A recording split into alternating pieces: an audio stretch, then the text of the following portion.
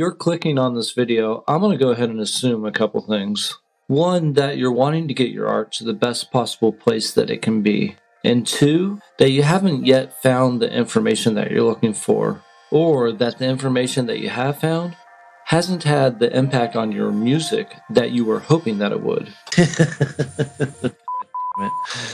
Most of the tutorials that you're going to find on YouTube are going to show some screenshots, and they're going to start talking at you about things like proper EQ frequencies to be boosting or cutting, compressor settings, balancing your mix, or some special sauce you can get from reverbs and delays or some other kind of special effects.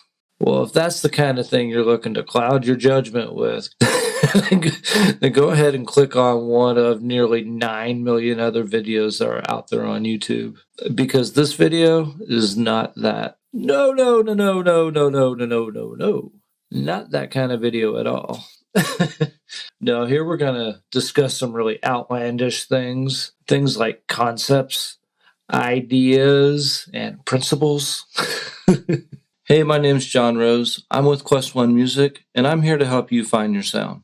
And I believe that it takes so many of us so long to figure out mixing is because most of the information that's presented fails to stress enough a few basic principles that'll get our music 80% of the way there.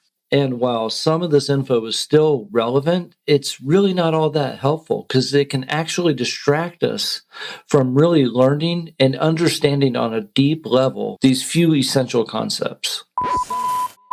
But before I reveal these 5 concepts that can get your music 80% of the way to the finish line, let's talk about a few reasons that you may and a couple reasons that you may not want to mix your instrumental track. Now with the first reason that you may not want to mix your instrumental. Let's say you're working with the artist directly in your home studio and you've put together an instrumental track right there on the spot. Just keep going. Don't be like, hey, before we track that, let me mix this real quick. Just keep the vibes going, keep the flow going, and stay in the moment. Keep tracking and keep building the song. I've tried to find my way. Yeah, I like it like that. Another reason that you may not want to mix your instrumental is that you're just in the flow.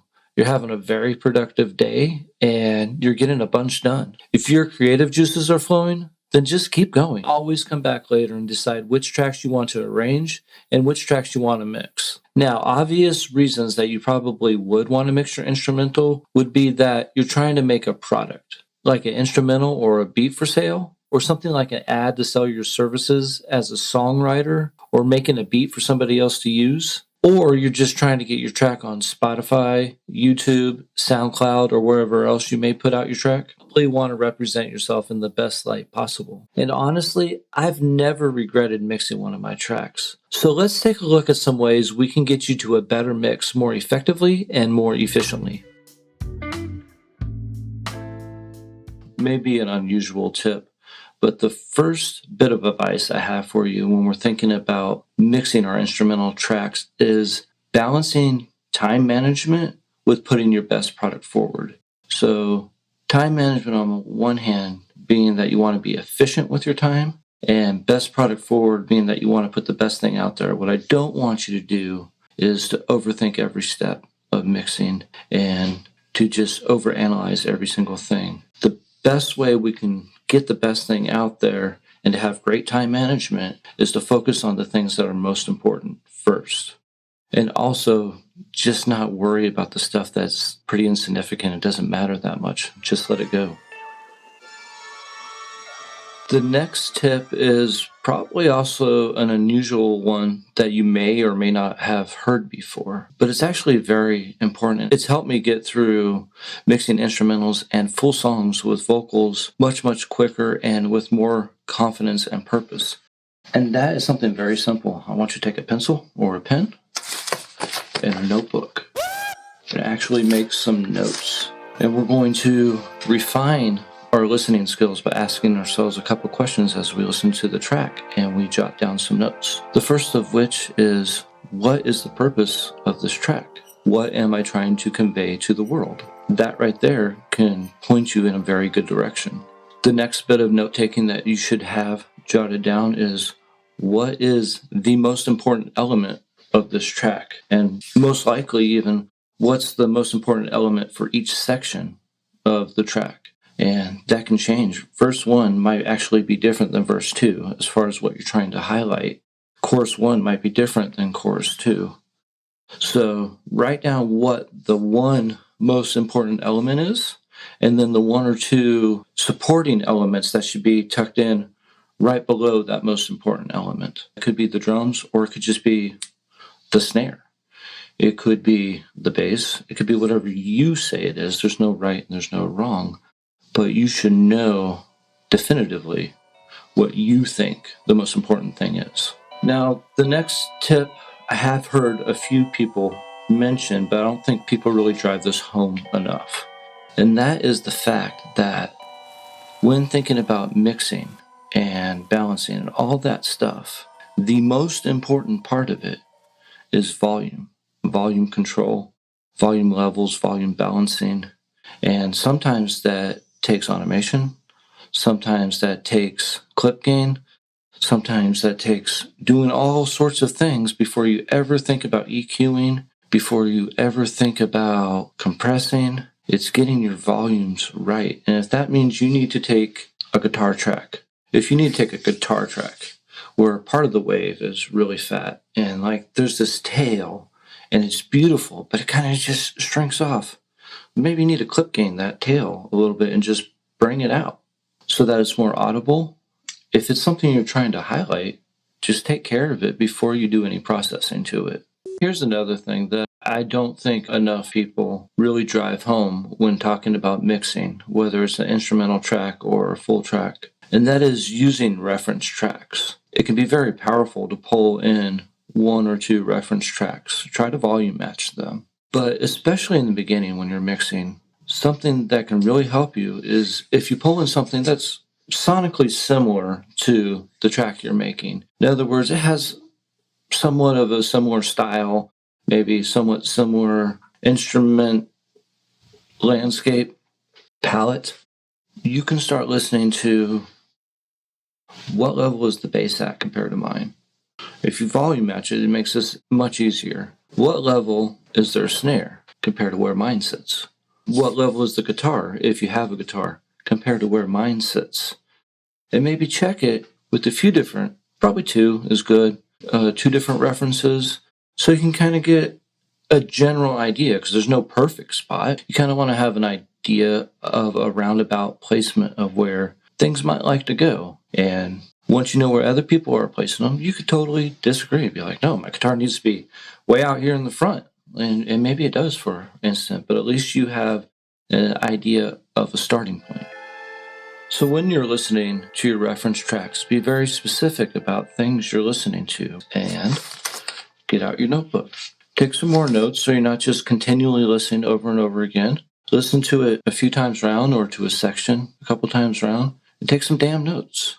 Do yourself a favor. That way you have intention, you have it written down, and you have a path to where you're going.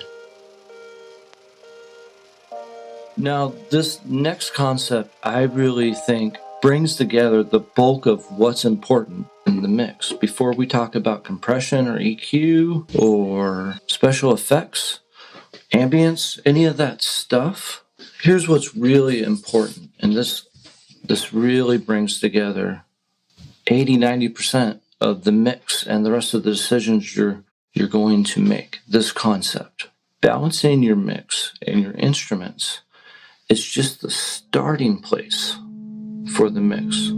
This is basically where all the instruments play nice together. You can hear everything. That's what they call the static mix. It's the working, boring mix. It's not exciting. Your mix is nowhere close to done. This is where you start automating. This is where you start adding special effects. This is where you start all the other processes. But you want to know what the static mix is, and you want to work quickly to get there, and then you want to destroy it and maybe bring it back to there several times. Destroy it in this instance when you have a reverb throw, destroy it in some other instance where this group of instruments just come forward and get in your face for a minute and just like really are obtrusive to the listener for a minute. And then they just fade away out in the background and you get back to the groove of the beat, the track, or the instrumental. But your balance mix is not the definitive thing that you think it is. Balance mix is only a starting point, and you need to build out each moment from that place. That place is kind of just like your guideline to get you through the track. And then it's your job to make moments happen that highlight different things that are going on that you want to bring to people's attention. So highlighting the important things in the moment, that's what we're really trying to do so you can convey the emotion that you're trying to get to the listener. It's your job to bring forward that one thing that's important at that moment so that they can hear it. What is it I heard? I think it's that people can only perceive hearing up to maybe 5 things at a time, that they can distinctly recognize 5 different sounds that are happening at the same time. And for the most part, we're really only going to be able to distinguish about 3 of them. So keep that in mind when you're mixing. The other 12 elements you have going on need to be back here. You got that one thing up here. Maybe it's moving. I don't know. Maybe it's right in your face. You got a couple more things kind of just holding it up. And everything else is just singing chorus back here. They're just the choir. Okay?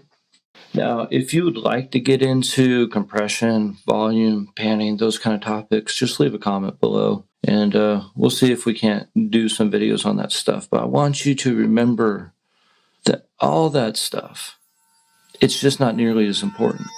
Right. Some compression is probably necessary. Some delays and reverbs are probably necessary. But they're not nearly as important as understanding these other concepts, bringing forward the stuff that's actually most important. Yeah.